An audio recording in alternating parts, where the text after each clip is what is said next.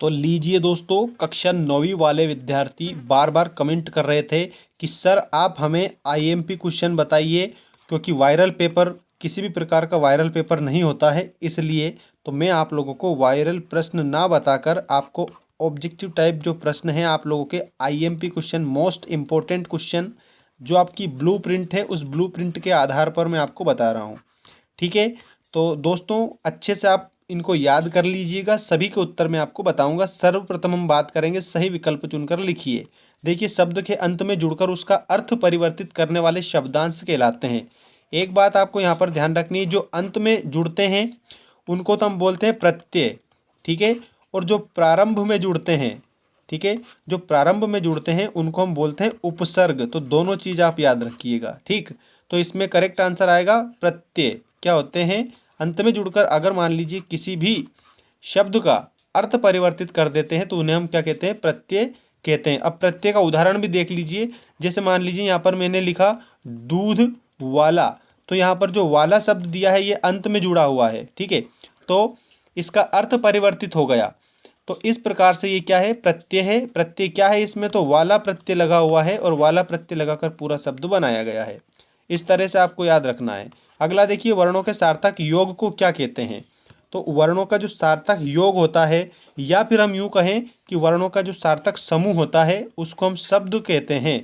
ठीक है, इसके बाद में नेक्स्ट देखिए, नेक्स्ट है आपका जो पढ़ा लिखा ना हो उसे कहते हैं। जो पढ़ा लिखा ना हो उसे क्या कहते हैं? तो उसको कहते हैं अनपढ़। जो पढ़ा लिखा ना हो उसको अनपढ़ कहते हैं। मुँह की खाना का अर्थ है, मुँह की खाना, इसका अर्थ क्या है? तो आपको याद रखना है हार मानना। ठीक है, ये आएगा। कमल का पर्यायवाची है, पर्यायवाची है, कमल का पर्यायवाची पंकज है। ठीक है, और पर्यायवाची ऐसे शब्द होते हैं जो एक से एक प्रकार के अर्थ प्रदान करते हैं। ये हम कह सकते हैं समान अर्थ प्रदान करते हैं। ठीक है, जैसे मान लीजिए यहाँ पर मैंने लिखा गणेश, तो गणेश जी के पर्यायवाची यहाँ पर होंगे आपके गणपति।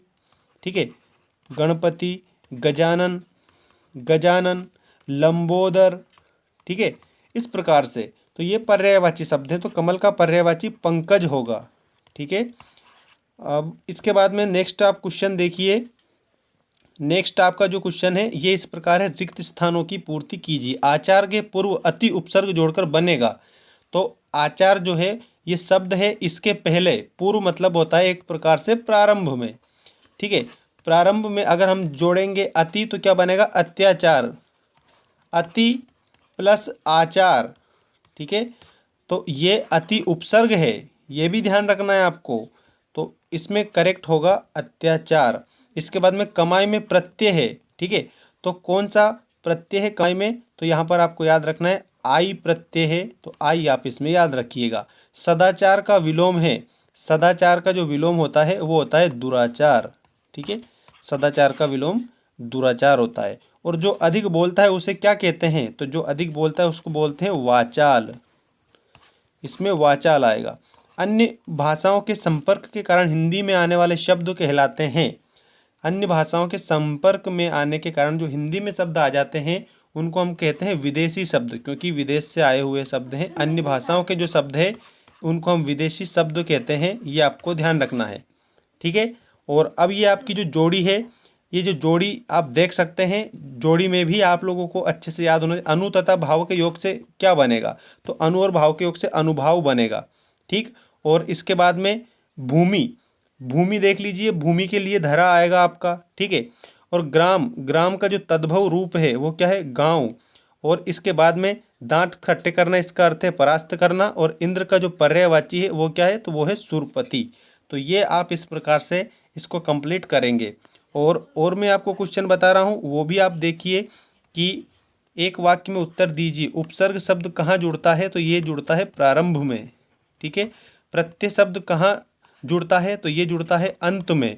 ठीक है, विलोम शब्द का क्या अर्थ है? तो इसमें आप लिखेंगे विपरीत, विपरीत शब्द। और रचना के आधार पर वाक्य के कितने भेद होते हैं? तो आप याद रखेंगे रचना के आधार पर 3 भेद होते हैं वाक्य के। और ही भी तक किस प्रकार के शब्द हैं? तो यह है निपात, निपात शब्द हैं। ठीक है दोस्तों, और ये कुछ सत्य असत्य है, ये भी आप इनको कंप्लीट करिएगा।